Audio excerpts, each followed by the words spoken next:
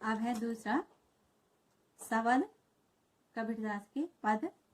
पहला है मोको कहाँ ढूंढे बंदे, मैं तो तेरे पास में, ना मैं देवल ना मैं मस्जिद, ना काबे कैलाश में, ना तो कोने क्रियाक्रम में, नहीं योग वैराग में, खोजी होई तो तुरंत मिले हूँ पल भर की तलाश में, कहे कबीर सुनो भाई साधो सब सांसों की श्वास में। कबीरदासी प्रस्तुत पद में भगवान और स्वयं मनुष्यों को संबोधित करते हुए कहते हैं कि हे मनुष्य, तू क्यों मुझे जहां कहां ढूंढता फिरता है, मोको कहां ढूंढे बंदे, क्योंकि मैं तो तेरा ये भटकना व्यर्थ है, क्योंकि मैं तो तेरे पास में, मैं तो तेरे समीप ही रहता हूं। ना मैं किसी मंदिर में हूं, देवल मने मंदिर में, मस्जिद मने मस्जिद हो गया, न ही मैं मंदिर में रहता हूं, न मस्जिद में रहता हूं, और न ही मुसलमानों का पवित्र तीर्थ स्थल काबा में रहता हूं, और न ही हिंदुओं का पूज्य पर्वत कैलाश पर ही रहता हूं, और ना तो कोनो क्रियाक्रम में, और नहीं मैं किसी कर्म कांड को करने से मिलता हूँ, पूजा पाठ करने से मिलता हूँ, और नहीं योग वैराग में, और नहीं मैं योग साधना या हठ योग से मिलता हूँ, और नहीं संसार से विरक्त होकर के सन्यासी बन जाने से मिलता हूँ। मैं तो सब जगह व्याप्त हूँ, खोजी होई तो तुरंत मिले हुई पल भर की तलाश में। यदि तू सच्चा जिज्ञासु और खोजने वाला भक्त हो तो मैं उसे तुरंत ही दर्शन दे देता हूँ। पल भर की तलाश में मैंने तुरंत ही उसको दर्शन दे देता हूँ, और जिसके मन में सच्ची ललक हो उसे मैं तुरंत ही मिल जाता हूँ। कबीरदासी कहते हैं कहे कबीर सुनो भाई साधो सब श्वासों की श्वास में। कबीरदासी कहते हैं कि हे संतो सुनो भाई साधो, साधो माने संत, कि वह परमात्मा सब प्राणियों में उसी प्रकार विद्यमान है जैसे शरीर के अंदर सांस विद्यमान रहती है। यह परमात्मा प्राण बनकर के तुम्हारे भीतर समाया हुआ है, अतः उसे खोजना है तो अपने मन के अंदर खोजो, बाहर नहीं, क्योंकि तुझे अपने अंदर ही प्रभु के दर्शन हो जाएंगे। अब इसके शब्दार्थ हो गए मोको मुझको, वंदे मनुष्य, देवल मंदिर या देवालय, काबे काबा मुसलमानों का पवित्र तीर्थ स्थल, कैलाश कैलाश पर्वत शिव जी का निवास स्थान, कोने किसी भी क्रियाकर्म कर्मकांड, योग योग साधना, वैराग्य संन्यास लेने से, खोजी जिज्ञासु या खोज करने वाला अन्वेषक जिसको कहते हैं, तुरंत ही, तलाश मैंने तलाश हो गया या खोज हो गया। अब इसमें हो गया प्रश्न कवि और कविता का नाम लिखिए। तो कवि का नाम हो गया कवि और कविता का नाम हो गया शब्द पद। दूसरा प्रश्न पद का आशय स्पष्ट कीजिए। तो पद का आशय इसका अर्थ हो गया। तीसरा प्रश्न पद का केंद्रीय भाव क्या है। तो पद का केंद्रीय भाव है कि परमात्मा तीर्थ स्थानों, मंदिर मस्जिदों, कर्मकांडों, ऊपरी दिखावे से नहीं मिलता, अपितु उसका निवास तो सब श्वासों की श्वास में अर्थात प्रत्येक कण कण में उसका निवास रहता है, वह समाया रहता है। वह मनुष्य के हृदय में अंतर में प्राण बनकर के समाया हुआ है। उसे बस सच्चे मन से जिज्ञासु बनकर के खोजने की आवश्यकता है और वह तुरंत ही मनुष्य को प्राप्त हो जाता है। अगला प्रश्न है, कबीर के अनुसार प्रभु किसे और कैसे मिलते हैं? तो कबीर के अनुसार प्रभु सच्चे खोजी को, खोजी हुई तो तुरंत मिलेगी, सच्चे खोजने वाले व्यक्ति को तुरंत ही मिल जाते हैं। इसके लिए केवल सच्चे मन से तलाश करने की आवश्यकता है। पल भर की तलाश में सच्चे मन से प्रभु को ढूंढने की आवश्यकता है। अगला हो गया, पद में मैं और तेरे का प्रयोग किया गया है। मैं और तेरे का प्रयोग किन के लिए हुआ है या किन के लिए किया गया है? तो पद में मैं का प्रयोग प्रभु तथा तेरे का प्रयोग मनुष्य के लिए किया गया है। अगला प्रश्न हो गया,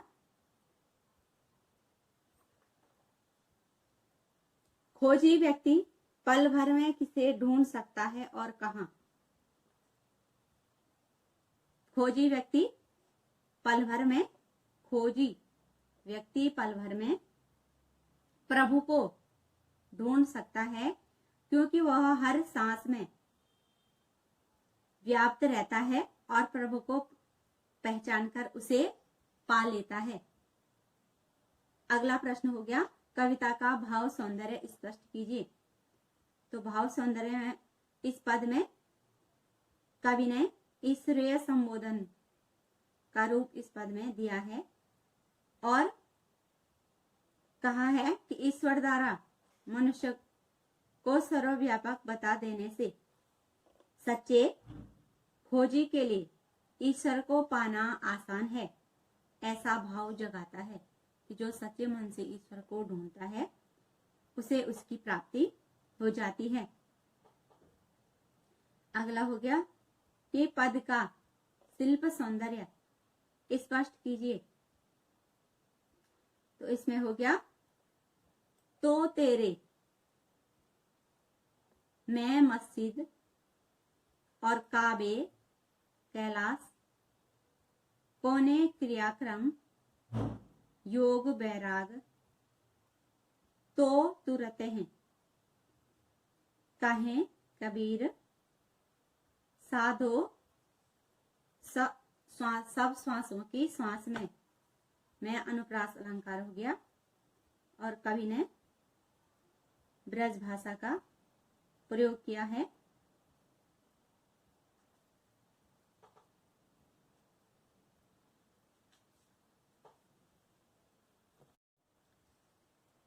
संतों भाई आई ज्ञान की आंधी रे, ब्रह्म की टाटी सवे उड़ानी, माया रहे न बांधी, हिति चित्त की द्वे थूती गिरानी, मोह बलिंडा तूता, कृष्णा छानी परिघर ऊपरी कुबद्धि का भांडा फूटा, जोग जुगति कर संतो बांधी, निरचु चुए न पानी, कूड़ कपट काया का निक्षा, हर की गति जब जानी, आंधी पीछे जो जल बूठा, प्रेम हरिजन भीना, कहे कबीर भान के प्रकटे उदित भया तम खीना। अब इसके शब्दार्थ हो गए, ज्ञान माने ज्ञान, टाटी माने बांस की पट्टियों से बना हुआ पर्दा, माया अविद्या, हिति हित, चित्त मन, द्वे दो हो गया, थूनी खंबा या स्तंभ, वलिंडा छत पर बांधा जाने वाली जो बल्ली होती है, तूता माने टूटा हुआ, तृष्णा तृष्णा माने तृष्णा, छानी छप्पर, घर धरती, कुबुद्धि सांसारिक वासनाओं वाले विचार, भांडा वर्तन, जोग गति जो साधना की युक्तियां हैं, निर्चू माने थोड़ा सा भी, चूए गिरता है, कूड़ कपट कपट रूपी कूड़ा, काया शरीर, निक्ष्या निकल गया, हरि प्रभु, गति जो उसका स्वरूप है, बूठा वर्षा, भीग्या भीना भीगा हुआ, भान सूर्य, और उदित भया प्रकट होना उगना, तम अंधकार, खीना क्षीण हो गया या कमजोर पड़ गया। अब इसका अर्थ हो गया, कबीरदास जी कहते हैं कि हे संत भाइयों, ज्ञान की आंधी आ गई है और उसके आते ही बुद्धि पर पड़ा भ्रम का पर्दा पूरी तरह से हट गया है। भ्रम की टाटी, टाटी माने जो पर्दा है, और माया रहे न बांधी, माया रूपी रस्सी उसे बांध कर न रख सकी,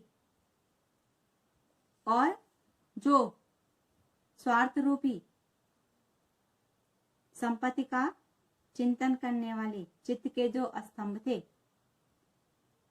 वे गिर पड़े हैं, और मोह रूपी बल्लियां टूट गई हैं, तथा तृष्णा रूपी जो छप्पर था वह घर ऊपरी धरती पर आ गिरा है, और कुबुद्धि का जो बर्तन था वह फूट गया है, नष्ट हो गया है, अर्थात कुबुद्धि का जो भेद था वह खुल गया है। और ज्ञानी संतों ने अब योग साधना की युक्ति से एक नए छप्पर का निर्माण कर दिया है, संतो बांधी, अर्थात उन्होंने नए छप्पर का निर्माण कर लिया है, और निर्चु चुए न पानी, और वह ऐसा मजबूत है कि उसमें एक भी पानी मैंने पानी की बूंद नहीं टपक सकती है। इस प्रकार संतों ने प्रभु के रहस्य को जान लिया है, और जो शरीर में बसा हुआ माया, काया माने शरीर में, कूड़ कपट, कूड़ कपट माने जो माया मोह दुर्बलताएं बुरी भावनाएं हैं, वह कूड़ा निकल करके बाहर आ गया है, निक्ष्या माने निकल करके बाहर आ गया है। और इस ज्ञान की आंधी के आने के पश्चात भक्ति रूपी जल की वर्षा हुई, और जिसके कारण हरि की गति सब जानी, जब जानी हरि के सब भक्त सराबोर हो गए, उस भक्ति में डूब गए। अंत में कबीरदास जी कहते हैं कि ज्ञान रूपी भान सूर्य के प्रकट होने पर जो अज्ञान रूपी अंधेरा था वह नष्ट हो गया है। अब कवि का नाम हो गया कबीरदास, कविता का नाम हो गया सवल पद। दूसरा प्रश्न हो गया कविता का आशय या भाव स्पष्ट कीजिए, तो अर्थ हो गया। तीसरा प्रश्न हो गया कि ज्ञान की आंधी से पूर्व मनुष्य में कौन कौन से विकार थे। तो ज्ञान की आंधी से पूर्व मनुष्य में सांसारिकता, संसार में रहने की चाह, सांसारिकता, प्रभु के रूप स्वरूप को लेकर अनिश्चय या भ्रम, अनिश्चय की स्थिति थी और भ्रम था।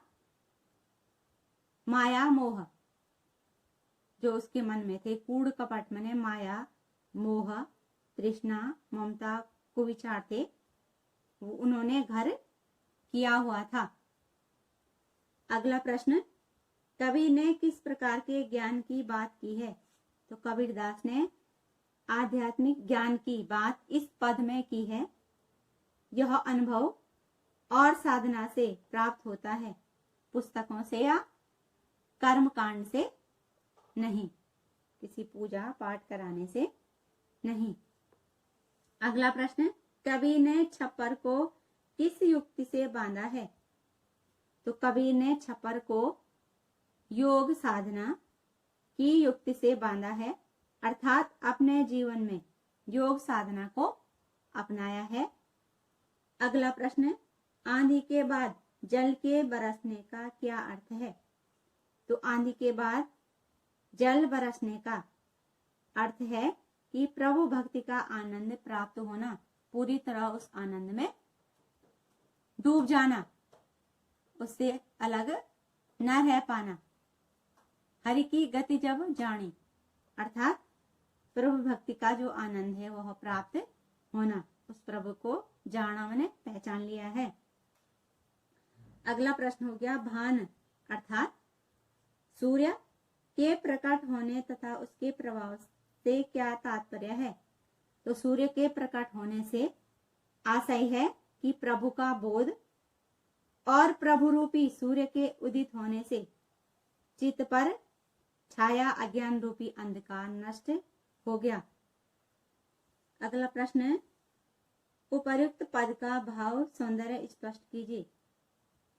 तो पद में अज्ञान के नष्ट होने और ज्ञान के उदय होने का अत्यंत प्रभावशाली वर्णन हुआ है। मोह माया की समाप्ति को छप्पर टूटने के समान, और संयम नियम को योग युक्ति के द्वारा तथा भक्ति के आनंद को वर्षा के द्वारा जब जानी, चुए न पानी, पानी मैंने वर्षा के द्वारा वह प्रकट हो गया है, और कवि के भावों में आवेग, गति और जोश है, तथा ज्ञान की आंधी, भक्ति की वर्षा और फिर ज्ञान का सूर्य आदि के प्रयोग से ये सारी चीजें मन को हरते हैं। अगला प्रश्न, पद का शिल्प सौंदर्य स्पष्ट कीजिए। तो शिल्प सौंदर्य में हो गया कि सांग रूपक अलंकार का कवि ने प्रयोग किया है ज्ञान के उदय होने के लिए। कवि ने आंधी आने तथा सूर्य के प्रकट होने के रूपक प्रभावशाली बन पड़े हैं, तथा भ्रम के लिए टाटी और मोह के लिए बलिंडा यानी बल्ली, तथा स्वार्थ के लिए स्तंभ, तथा कुबुद्धि के लिए बर्तन, कुबुद्धि का भांडा माने बर्तन, भक्ति के लिए वर्षा, पानी, वर्षा आदि रूपक अत्यंत प्रभावशाली कवि ने यहाँ पे इनको बना दिया है। तथा माया के दो अर्थ हो गए। पहला हो गया मोह, मोह माने माया, और दूसरा हो गया कि रस्सी, जो मोह रूपी रस्सी थी वह टूट गई है, इसलिए यहाँ श्लेष अलंकार हो गया। दो अर्थ एक के साथ चिपके हुए हैं। और भांडा फूटा